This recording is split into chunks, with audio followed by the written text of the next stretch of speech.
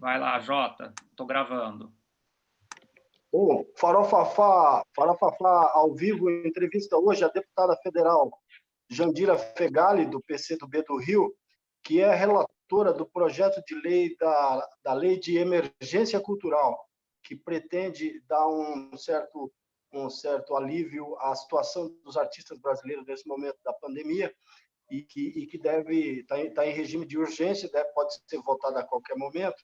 Então, nós queremos saber mais ou menos qual é o escopo, a abrangência dessa lei e qual é a possibilidade dela efetivamente ser aprovada e atingir o que ela pode minorar de problemas nessa área, né?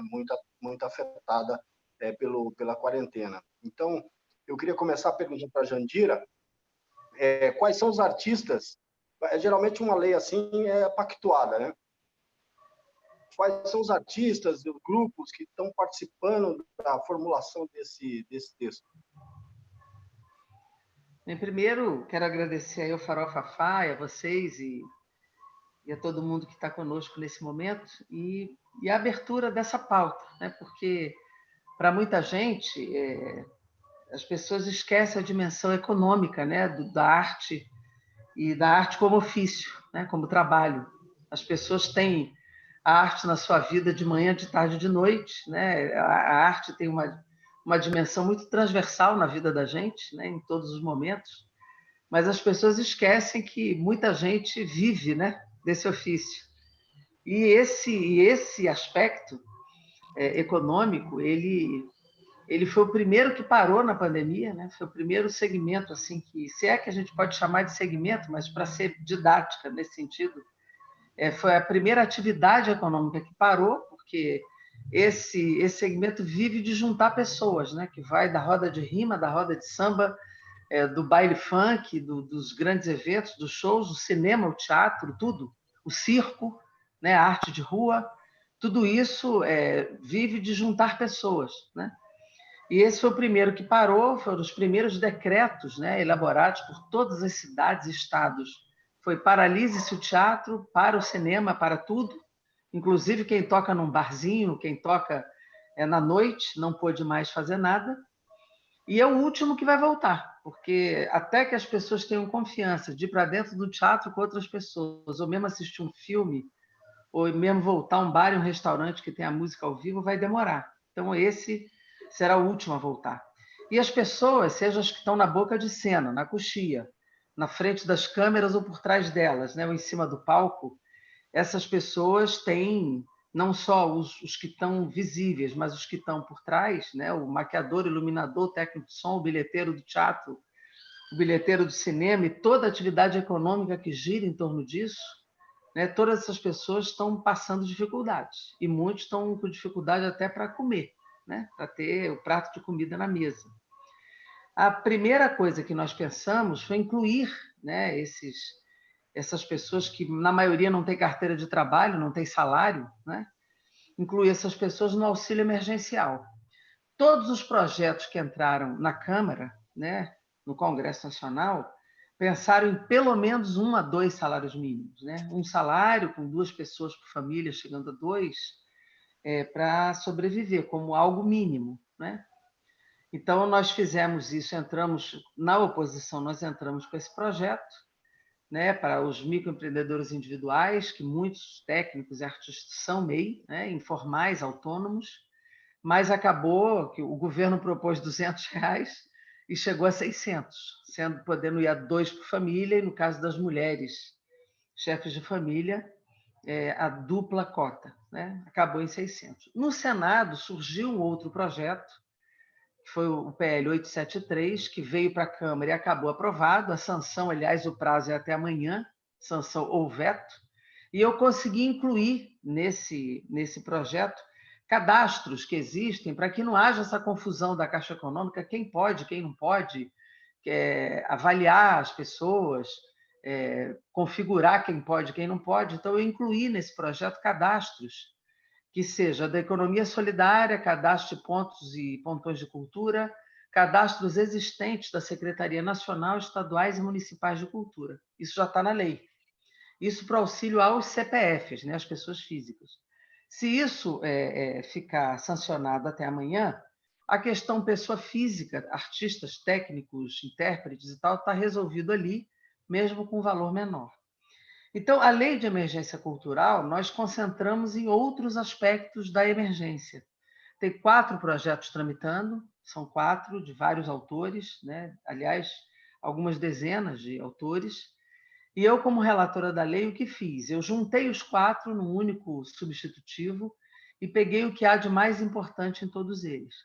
O projeto 1089, que é dos 2 líderes da minoria e da oposição, ele tem uma abrangência maior, porque ele traz algumas inovações importantes, mas os outros também trazem algo novo. Então, o que nós fizemos? Eu dividi em 4 blocos de auxílio. O primeiro é o de fomento, que seria a gente aportar recursos importantes para dar manutenção aos espaços culturais. Tem muitos espaços culturais no Brasil que são independentes, não são de grupos empresariais, não são espaços públicos que são orçamentados pelos poderes públicos, que não são do Sistema S, né? Mas que são 1.300 teatros independentes, são 600 circos, são oficinas de teatro, são cineclubes, são produtoras de vídeo, produtoras musicais, são oficinas de dança, são vários espaços de cultura que existem no Brasil que tem que pagar aluguel, condomínio, manter equipamentos e que, nesse momento, fazem trabalho à distância, fazem curso, fazem coisas pela internet, e muitas às vezes não tem computador e tem que se manter, e que tem que atuar nesse momento. Então, para esses, nós estamos aportando um recurso mensal, né, e precisa de recurso para isso. Então, esse é um primeiro fomento que nós estamos fazendo, que receberão de recurso direto da Instituição Financeira Federal. Um outro fomento que nós estamos colocando no projeto é um fomento descentralizado para estados e municípios para chamadas públicas ou editais ou outros instrumentos que os estados e municípios possuem para os editais para este momento. Muitos estados e municípios tomaram iniciativas isoladas, arte nas redes, arte na varanda, cursos à distância, etc. Então, nós estamos aportando recursos para editais e chamadas públicas neste momento para que os artistas e técnicos sobrevivam desse dinheiro. Nós sabemos o tempo que essa pandemia vai levar, e tem um decreto de calamidade, que nós estamos baseando a lei, que vai até dezembro. Então, é um recurso para editais ou chamadas públicas.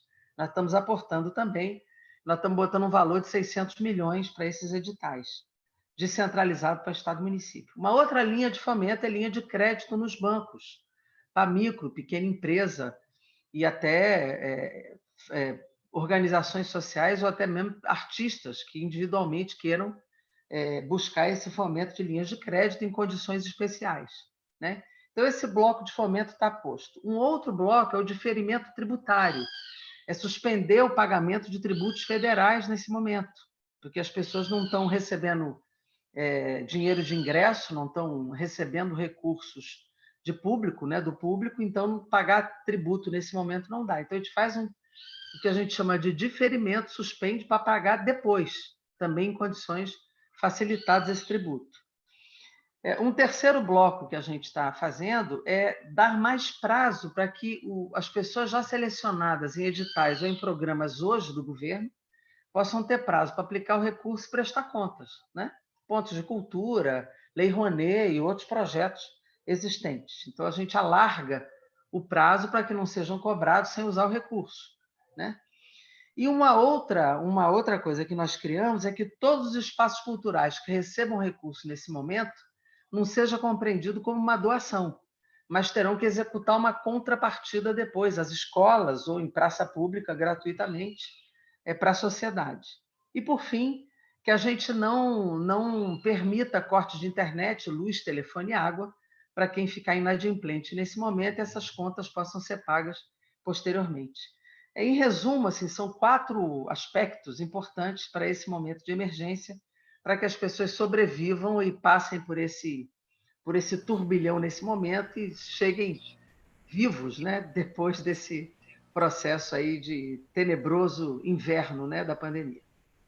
Jandira, eu vi que a origem dos recursos para esses benefícios, ele tem uma dupla fonte ali, o Fundo Nacional de Cultura e o Fundo Setorial do Audiovisual.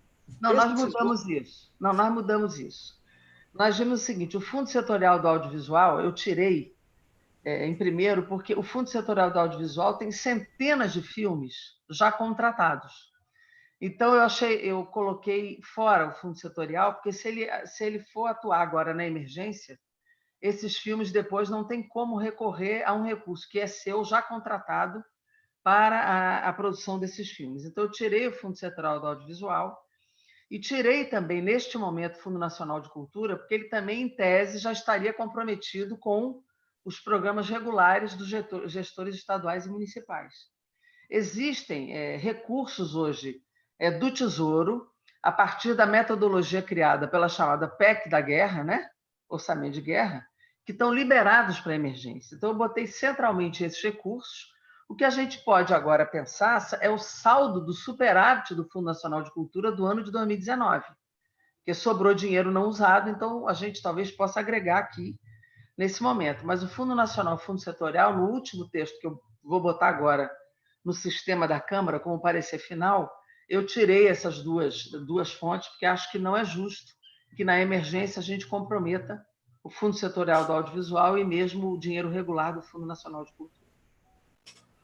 Deputada, a gente está vivendo um governo de guerra declarada à cultura, né? Eu queria saber qual é a chance de o Bolsonaro aderir e aprovar esse projeto. Olha, eu estou trabalhando de forma muito ampla na casa, estou falando com todos os líderes, né? O líder do governo já está absolutamente informado. Eu pedi a ele que me dissesse quem da cultura do governo pode tratar do tema comigo, porque eu não sei, né, quem é que vai conseguir tratar, mas se a secretária não consegue, alguém do governo tem que tratar, da do Cultura ou do Ministério da Economia, para que a gente trate do assunto. E nós vamos tratar no Congresso Nacional, que vai aprovar o projeto, né? E depois, quer dizer, caberá também ao governo enfrentar a sociedade nesse tema, né? Se vai sancionar ou vetar, depois a casa tem a instância de derrubada do veto também. Eu espero, sinceramente, que haja sensibilidade do Congresso Nacional e que o governo, que também não queria os R$ 600, teve que sancionar. O governo agora tem o 873 na mão, nós vamos ver qual é a reação que ele vai ter. E na questão da arte e cultura, a sociedade também tem o seu poder de pressão, né, sobre o governo. Na verdade, esse projeto não vai passar de 1,5 bilhão, diante de 1,2 trilhão que o governo tem já no Tesouro, fora rodar a maquininha. Então, não me parece que essa emergência de 1,5 bilhão para a cultura seja algo que vai comprometer o orçamento geral da República, né? Então, eu espero, sinceramente, que a gente consiga aprovar e não ter veto. Mas, se tiver, nós temos a instância de derrubada do veto também no Congresso Nacional. Sua resposta me dá a entender que não existe nenhuma participação da Regina Duarte na formulação desse projeto. Não, a formulação ela parte do Congresso Nacional. Está aberta ao debate com o governo, porque eu tenho a obrigação de estar aberta ao debate. O líder do governo foi um dos primeiros que eu dei conhecimento do texto e pedi a ele que apontasse quem do governo vai discutir comigo, que sou relatora da lei. Então, estou aguardando que alguém do governo me procure para a discussão do tema. Se for a Regina Duarte, alguém que ela indique para discutir, que o Ministério da Economia indique para discutir, eu estou aberta para o debate. Agora, eles precisam se apresentar, né? Minha obrigação é estar aberta ao debate, mas eles precisam se apresentar para esse conversa. Deputada, como é que está a discussão desse tema da PL? Da PL dentro da casa, dentro da mesa diretora? Tem uma boa receptividade? Eles estão sensíveis a esse tema? Ou é mais de um dos vários temas que estão sendo discutidos agora virtualmente? Não, tem vários debates, né? Esse é um projeto que já foi aprovado à urgência. Nós fizemos uma primeira conversa com o presidente da Câmara, que se mostrou bastante sensível ao tema, achou completamente absorvível, inclusive no impacto financeiro, né? Eu já conversei com alguns líderes que me pareceram também bastante sensíveis. Não conversei ainda, a minuta final eu aprontei hoje, né, para dar entrada no sistema da casa. Na hora que entra no sistema, aí abre o debate formalmente na casa. Eu conversei individualmente com alguns líderes, alguns acharam o texto bom, né, e estão conversando comigo. Obviamente que agora o debate se abre de forma bastante oficial, não é? E essa conversa vai se dar até o dia de votar. Eu espero que a gente consiga votar no início da próxima semana, né? É o que eu estou buscando pautar, até porque, como é emergência mesmo, né? Então precisa votar rápido. Ele já tem urgência, hoje, agora, daqui a pouco, começa a reunião dos líderes que vão construir a pauta para a próxima semana. E eu pedi que fosse pautado na próxima semana. Então, até lá, até o último minuto do plenário, a discussão vai se fazer. Pode aparecer alguma emenda, algum destaque, tudo isso é discutido até o último minuto da votação. Mas eu penso que se os artistas e técnicos se mobilizam no Brasil todo, os gestores estão muito envolvidos, coletivos de cultura do Brasil todo. Ontem eu recebi uma carta linda dos artistas de rua, de palhaços, artistas circenses, os gestores de cultura do Brasil inteiro, Fórum de Secretários Estaduais, Fórum de Secretários Municipais, Confederação Nacional dos Municípios, estão completamente envolvidos com essa formulação, e eles entrarão na conversa com as suas bancadas também de cada estado, os líderes. Então, me parece que essa discussão ela vai se espalhar muito rapidamente e vai interferir, vai gerar impacto nos deputados, né? Porque cada estado vai envolver as suas bancadas também. Mas até o último minuto da votação, na hora do plenário, essas coisas entram em debate, entra destaque, entra emenda. Essa conversa ali na hora ela é muito intensa, né? Então, nós vamos Só para resolver... aclarar, deputada. Oi? Desculpa, só para aclarar. Alguns pessoal técnico profissional da cultura já está recebendo o auxílio de R$600 de acordo com algumas situações. Outros não, e estão até dependendo de cestas básicas. No projeto que a senhora está fazendo da lei emergencial, o que é exatamente para a pessoa física? Qual é o valor para a pessoa jurídica?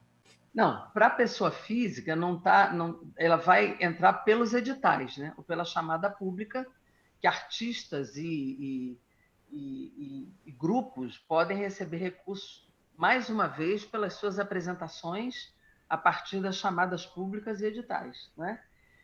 Diretamente a pessoa física nos bancos, como é o auxílio emergencial, não está neste projeto, considerando que nós fizemos isso nos 2 projetos já aprovados na Casa, na Câmara e o 873 do Senado, né?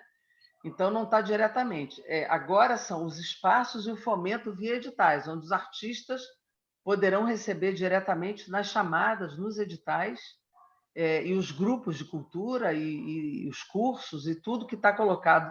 O edital ele vai ser de acordo com os estados e municípios. Eles é que vão elaborar os editais de acordo com as especificidades regionais, locais, de cada diversidade cultural que o Brasil tem. Então, você pode receber agora, diretamente lá na Caixa Econômica, o auxílio emergencial, como artista, como técnico, e como MEI, como informal e como autônomo, de acordo com os cadastros já colocados na lei, e vai poder receber de novo como artista, como grupo cultural, nos editais e chamadas públicas, que esta lei vai permitir a partir dos 600 milhões que nós colocamos nessa lei, né? Se aprovado, obviamente. E, além disso, tem os espaços culturais, que nós estamos dando R$10 mil por mês para cada espaço, como está aqui na lei, como está no projeto. Obviamente que o resultado final vai depender da negociação e da votação, né? Aqui. Pelo cadastro que nós conhecemos, deve ter uns 15 mil espaços cadastrados no Brasil, né? Esses espaços independentes e comunitários, como nós colocamos aqui. Então, isso é o que está na lei, né? No projeto, na proposta, no meu relatório.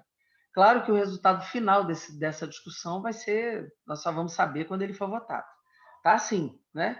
Agora, para os editais, nós estamos botando aqui 600 milhões de repasse da União para os estados e municípios, 50% para os estados, 50% para os municípios, distribuídos de acordo com o critério do FPE e do FPM, que ele é populacional e inversamente proporcional à renda per capita. Então, os estados do Norte e Nordeste vão receber mais do que os estados de Sul e Sudeste, que já tem mais ICMS, mais ISS. Então, são critérios muito bem estabelecidos no projeto, trabalhado com os fóruns de secretários de Estado, secretários dos municípios e Confederação Nacional dos Prefeitos, FNP também. Foi muito construído com eles isso aqui, né? Então, os artistas vão receber direto e vão receber pelos editais e chamada pública também, né? Ô, Jandira, tem uma questão que a questão da cultura hoje, do financiamento dela, parece que é um lance de leite derramado, né? Porque você pega o Fundo Nacional de Cultura, que é abastecido por uma porcentagem das loterias federais, 3%. ele já não vem sendo destinado para a cultura há muito tempo. E ele já foi de 200 milhões há 10 anos, e no ano passado o governo Bolsonaro destinou menos de 1 milhão. Ou seja, de 200 milhões passou para menos de 1 milhão. Então, a situação da cultura, da depauperização, digamos assim, dos mecanismos de financiamento, ela é progressiva e ela se acentuou dramaticamente nos últimos 3 anos. Obviamente, hoje é uma situação totalmente diferente, né? Nós estamos no meio da pandemia. Mas qual é a saída para isso? Para um país que tem esse tipo de abordagem da questão cultural e que se contenta com isso, como que nós vamos sair disso, dessas questões paliativas? Qual vai ser Vamos ficar todo o governo remendando a Lei Rouanet? Qual que é a sua perspectiva em relação a isso? Eu, sinceramente, acho profundamente lamentável, né? O mundo todo, você vê que as primeiras medidas na Europa foram para a cultura, né? As primeiras medidas foram para sustentar esse setor, porque as pessoas têm uma outra visão do que é a arte e cultura no mundo inteiro, né? Como uma área estrutural, como uma área de dimensão social e econômica muito forte, na compreensão da dimensão cidadã, né? De formação dos cidadãos, da dimensão de identidade nacional, de alimentar a liberdade, de alimentar a ligação, inclusive, com a educação, né?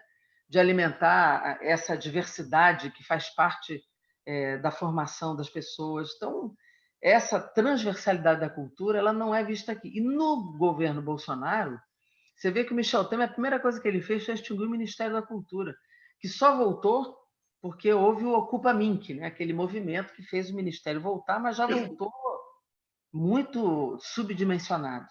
No governo Bolsonaro é proposital, ele elegeu a cultura e a educação como inimigos, como inimigo ideológico, né? Inimigo de valores, né? Essa história da escola sem partido, como se a gente defendesse a escola com partido, né? Não é isso, nós defendemos uma escola crítica, que debata os assuntos, que forma uma massa crítica de análise dos problemas, né? Ele elegeu como inimigo, então, se ele pudesse, ele eliminaria, inclusive, essa palavra, né? Essa possibilidade que as pessoas acessassem a arte e a formação histórica, né, das pessoas.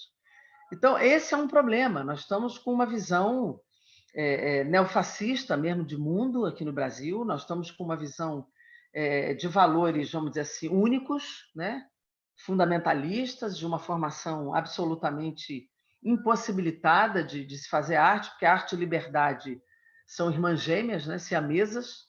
Então, nós estamos vivendo um mundo no Brasil em que a liberdade não pode existir, nem de pensamento, nem de sonhos.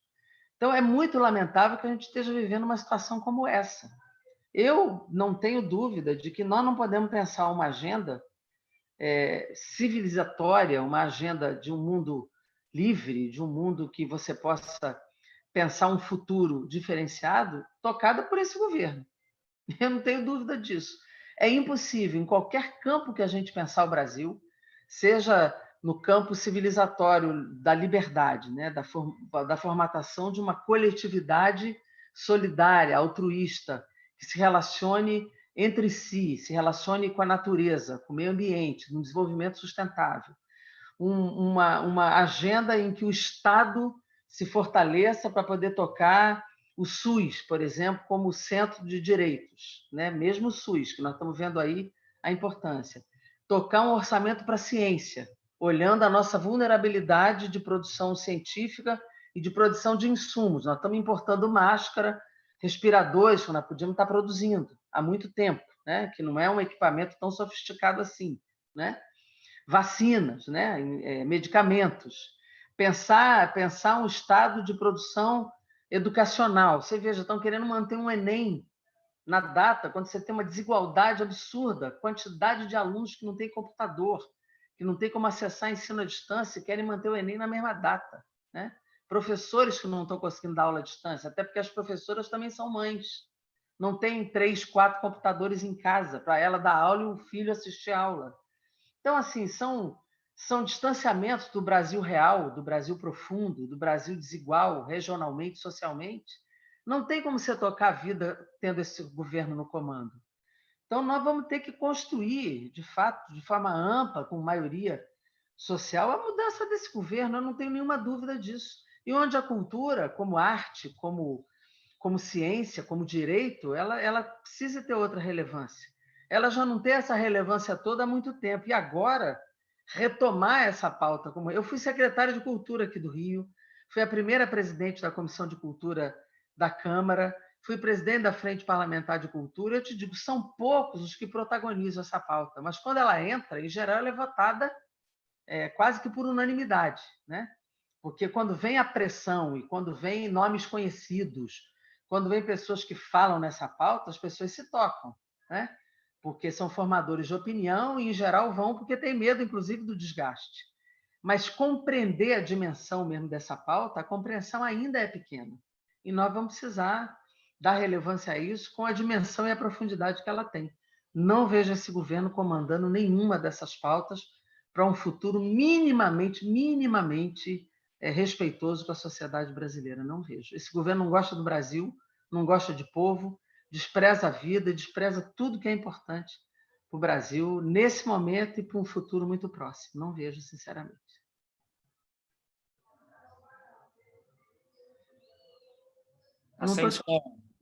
Oi.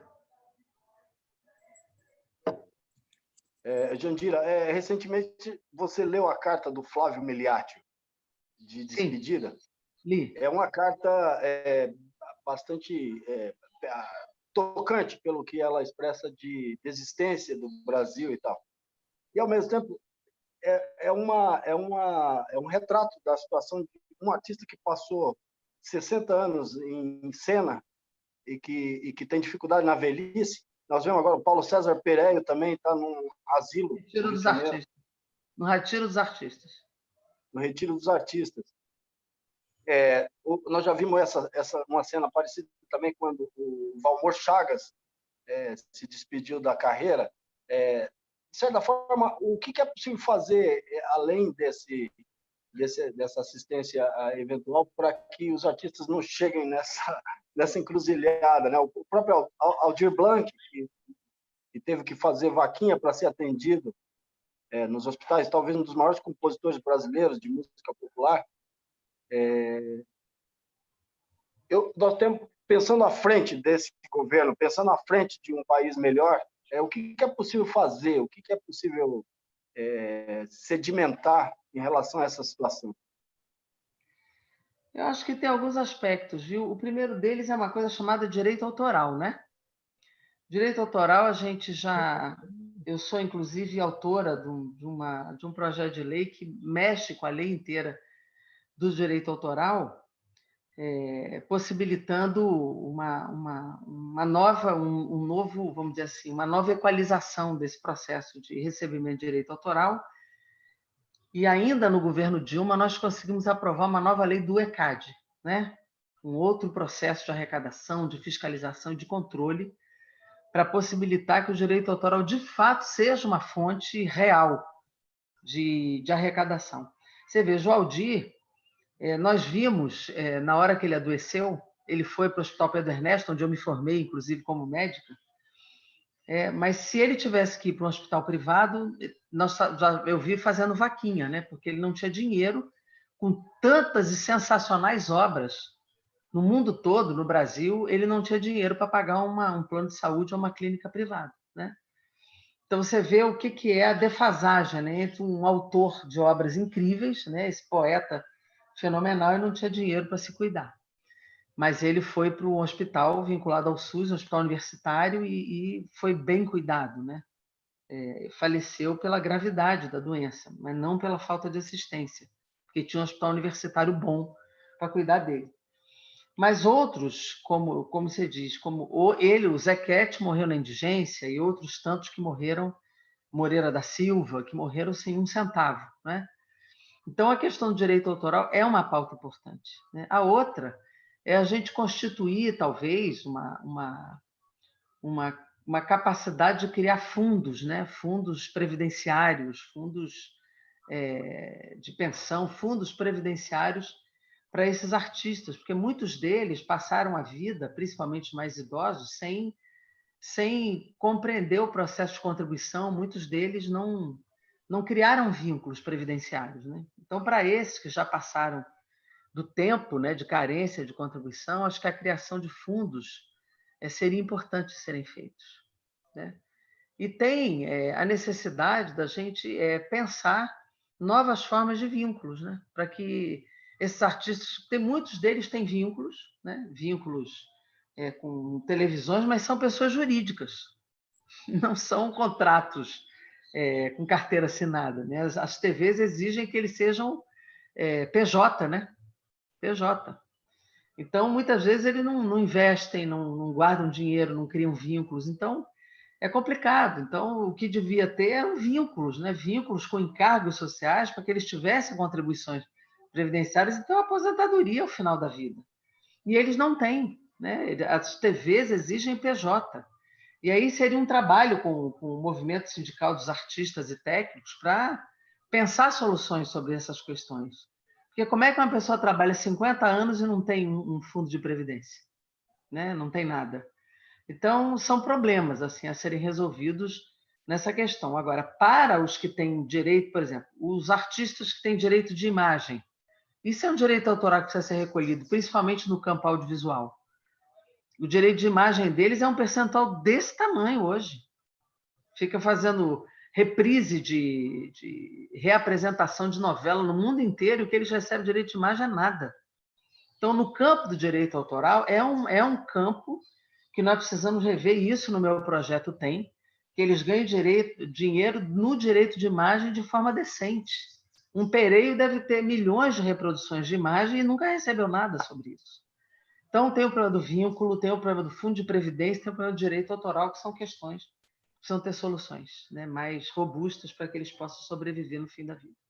Deputada, deixa eu te fazer uma pergunta. Esse governo é notadamente inimigo da cultura, né? Ele já deixou muito claro em relação a isso. Mas ele conseguiu colocar agora pessoas em lugares chaves, seja na Fundação Palmares, no IPHAN, e a própria Secretaria de Cultura. Como é que você está avaliando esse tipo de desmonte da cultura que está em curso agora, exatamente no momento em que era mais necessário que esse equipamento funcionasse, que o Ministério ou a Secretaria, na verdade, funcionasse perfeitamente? Eles conseguem botar um racista na Fundação Palmares. Nós entramos na justiça, ele caiu e voltou, né? Eu acho esse cara devia estar preso, né? Porque crime de racismo é inafiançável, inclusive, né? Então nós já entramos na justiça e a resposta da justiça no primeiro momento foi sustar a nomeação e depois ele voltou. Um negócio inacreditável.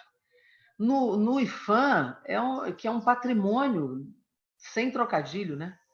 Esse é um patrimônio, vamos dizer assim, de conquista do povo brasileiro. O IPHAN é uma instituição absolutamente respeitável, né? E eles estão botando youtuber no IPHAN, nas superintendências, agora botaram uma agente de turismo para presidir o IPHAN. Então, nós já entramos também na justiça para que essas nomeações... Claro que o poder discricionário é do executivo de nomear, mas tem lei, quem pode ou não ser nomeado em determinadas instituições.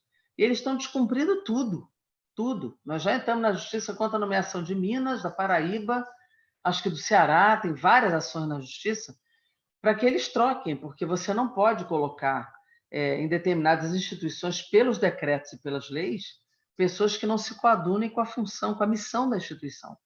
E eles estão fazendo um verdadeiro loteamento, eu diria, assim, no popular, uma verdadeira esculhambação com essas instituições, né? Então, é uma destruição por dentro que eles estão fazendo, estão desmontando a missão institucional. Então, é um desrespeito completo. Nós estamos agindo judicialmente, além da denúncia, agindo judicialmente sobre isso, né? Porque fazer o quê? É o que a gente tem para fazer, não dá para chegar lá e mandar sair, né? Tem que fazer a denúncia e as ações judiciais que nós estamos fazendo. E em relação à secretária, a Regina Duarte? Olha, eu não sei o que eu sinto, sabe? A última entrevista que ela deu na CNN foi uma coisa tão chocante, né? não só pela inapetência, né? Pela omissão em relação ao momento, né? Porque quando ela disse que tinha tomado medidas, né? Quais foram as medidas que ela tomou? Ela terceirizou os pedidos de favor para que alguns secretários pedissem que fossem pedidos aos supermercados as cestas básicas, pedissem para que não pagasse aluguel, pedisse, ou seja, foi a terceirização de um pedido de favor, né? Quando ela tem hoje 890 milhões no Fundo Nacional de Cultura, né? E ainda tem um superávit aí acumulado, né, para dar esse valor. Então, assim, não tomar medidas concretas, né, não tomar decisões, nem em gestos, nem em palavras, né? Morreu Moraes Moreira, morreu Rubens Fonseca, morreu Aldir Blanc, morreram escritores, morreu Dona Nenê da Portela, morreu Flávio Migliatti, companheiro dela de Globo de tantos anos, morreu, ou seja, ela não deu uma palavra, né, de solidariedade à família, de restituir a história dessas pessoas. Então, eu achei muito triste. Ela disse, eu vou abrir um obituário, quer dizer, desrespeitoso, né? Então, muita omissão na ação, muita antissolidariedade em relação aos parceiros assim de carreira e de artistas, e ainda fez aquela homenagem à ditadura, o que chocou muito, né? Eu sou de um partido que perdeu muita gente, né? Um partido centenário quase, perdeu muita gente, os democratas nesse país. Então foi muito chocante, assim, muito desrespeitoso, e eu não sei se permanece, se não permanece, mas eu acho muito triste tudo isso, né? O que a gente está vivendo, está passando nesse período. E eu, assim, ela não é uma atriz, quer dizer, ela tem os méritos dela, mas ela teve muito maquiador, né? Muito técnico, muitas equipes, de centenas de pessoas para ela estar na frente das câmeras, não em cima dos palcos. Então é muito, vamos dizer, agressivo, né? Muito violento uma omissão dela num momento como esse. Deputada, a gente está quase terminando já, sabemos que a senhora tem horário, mas eu queria tirar uma curiosidade. Você sabe, eu votei enquanto estava dando entrevista aqui na sessão do Congresso. Ao contrário do Poder Executivo, o Legislativo parece estar respeitando o isolamento. Se a senhora está em casa agora e acho que as votações estão sendo virtuais, está funcionando bem? Como é que está trabalhar na pandemia? Olha, está funcionando e nós temos, às vezes, alguns reveses, né? Porque o que nós combinamos? Eu estava na liderança ainda da minoria, eu saí no final de fevereiro, e nós combinamos ali, eu passei a minoria no final de fevereiro, a liderança, e a minoria é a liderança da oposição, né? Também. E nós combinamos ali, naquele final, de que, em função da pandemia, em função do modo remoto, que nós colocaríamos para votar medidas vinculadas à pandemia, né? E que fossem construídos acordos, né? Porque como é que você vai fazer obstrução, debates intensos, assim, todo mundo, cada um nos seus estados, sem poder construir reuniões presenciais, seria muito difícil. Então, a gente tem tentado fazer isso, né? Responder à pandemia, né? Com medidas de saúde, nós já votamos várias medidas, 8 projetos no campo da saúde, votamos o decreto de calamidade pública, ainda lá, votamos o chamado PEC do orçamento de guerra, nós votamos o auxílio emergencial, nós votamos o auxílio aos estados e municípios, estamos fazendo sessão do Congresso hoje, estamos votando muita coisa. Quais foram os dois problemas que tivemos e que não estava dentro daquele acordo original? Foi a medida provisória 907, que era aquela carteira verde e amarela, que nós obstruímos no remoto, foi até 2 da manhã, aquela não passou por cima do acordo, foi uma confusão enorme, tanto que ela caiu, né? Ela acabou sendo derrubada, ela caducou no Senado. E ontem a 910, que era aquela da grilagem versus Amazônia, né? Aquela, depois de muita confusão, que nós falamos que estava desrespeitando o acordo, e tal, o Rodrigo Maia respeitou e suspendeu a votação no meio ontem. Tudo, né? Tudo virtual. Tinha lá 5 ou 6 pessoas no plenário e a maioria dos líderes a partir do remoto, né? E, claro, conversa em WhatsApp, conversa por telefone. ela acabou sendo suspensa no meio e jogou para uma conversa na reunião de líderes hoje, que está rolando agora, nesse momento.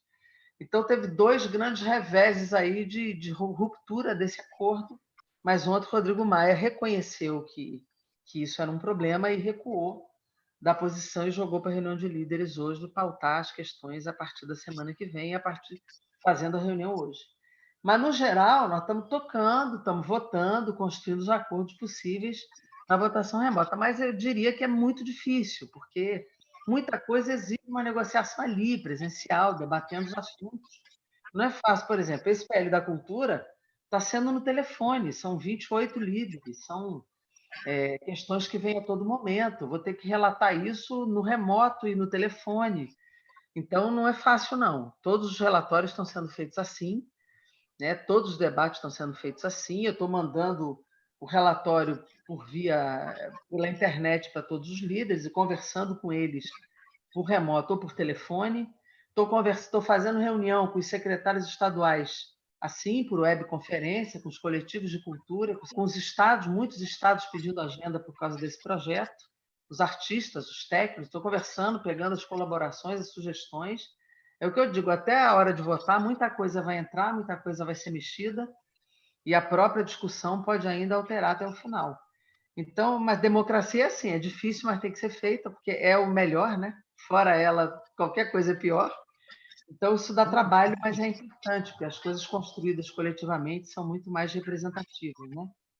Mas é assim, está difícil, mas é o possível, porque qualquer coisa que rompa agora esse isolamento é perda de vidas, né? Então, nós estamos trabalhando, respeitando o que é o mais seguro agora, que é todo mundo em casa e todo mundo tentando preservar o máximo de vidas, diferente do Bolsonaro, que é um mercador da morte, né?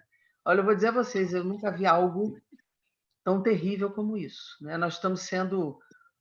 A gente olhava para o mundo, agora o mundo olha para nós, né? O mundo inteiro olha assustado para o comportamento do chefe de Estado brasileiro, que, além de tudo, é agressivo, é grosseiro, ele não respeita nada nem ninguém, muito menos a vida do povo que ele deveria representar, né? É uma coisa muito dramática que nós estamos vivendo aqui. Bom, a equipe do Farofafá quer agradecer muito à deputada Jandira Fegali pela entrevista ficamos na torcida para que a legislação seja aprovada, porque nós cobrimos diariamente a situação, sabemos que é trágica nesse momento. Eu que agradeço a vocês. Eu que agradeço, estou à disposição, se vocês quiserem conversar de novo, para passar aí o resultado final aí do processo, tá bom? Muito obrigada a vocês. E fiquem em casa, viu? Bom trabalho, deputado. Proteja, se cuidem, tá? Tchau, obrigada. Obrigado.